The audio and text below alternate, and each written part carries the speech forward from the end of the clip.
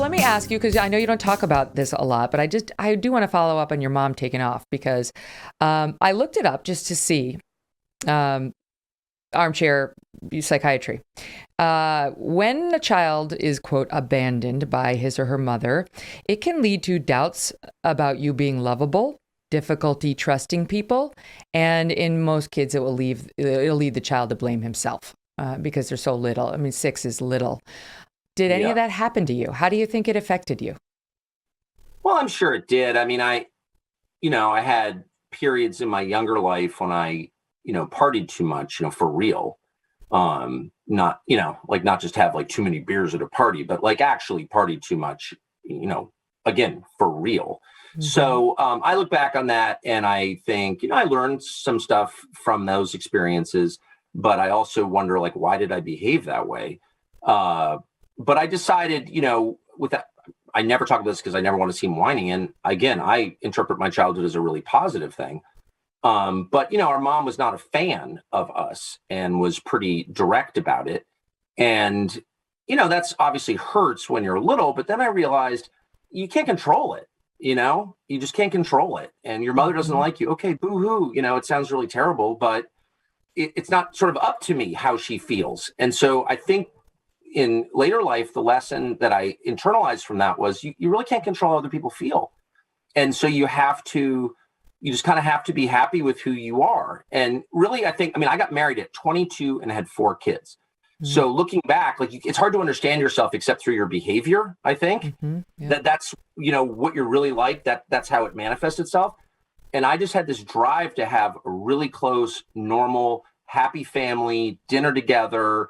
No one's doing anything weird. Do you know what I mean? Also, I grew up in Southern California at a time when people were doing really weird stuff, like for real. Even by modern standards, people were doing really weird stuff, really weird, really weird. So, and at the time I knew that, like when I was little in Laurel Canyon in LA, I was like, this is weird. I mean, the Eagles lived next door to us. It was like, it was just a wild time in the country.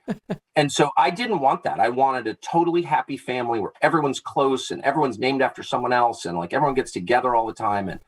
And I've had that, and it's the greatest thing in my life, and I really do not take that for granted. And the second thing is criticism from people who hate me doesn't really mean anything to me. I think it really doesn't. I care what the people I love think. I care deeply.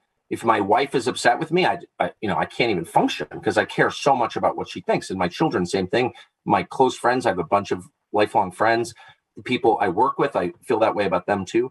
But like some random, the ADL doesn't like me or something, the partisan who runs it, like, I don't care. Why would I care? I'm not giving those people emotional control over me. Why? I've been through that.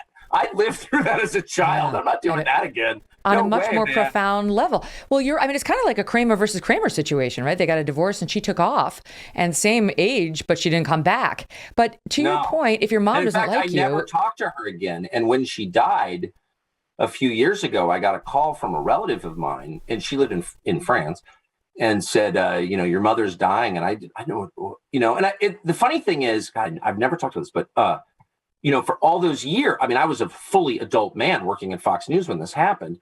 And I had always said to my wife, who I'd known, actually, the funny thing is today is the 37th anniversary of when we started dating. So it's been a long time. Wow. And, sophomore year of high school?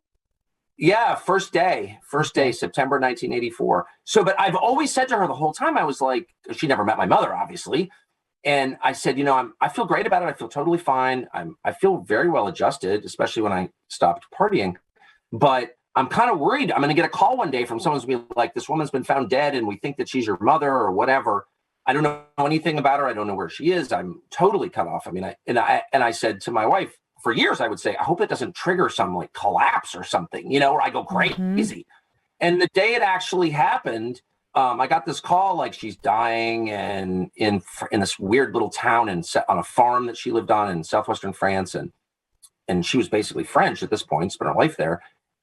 You should go visit her. And so I called my brother and he's like, what? No, my son's got a soccer game. And I said, I feel the same way. I don't know this person. And actually, this sounds cold or whatever, but I had already kind of made my peace with this over many decades, over 35 years. And I didn't fall apart at all. I went out to dinner. I felt sad for her, I guess. I don't know much about her. She was an artist. She had shows, okay, I guess, and all that, but she wasn't part of my life. I wasn't part of hers. And I just, I don't know. She wasn't your mother. She wasn't your mother. That's how I felt.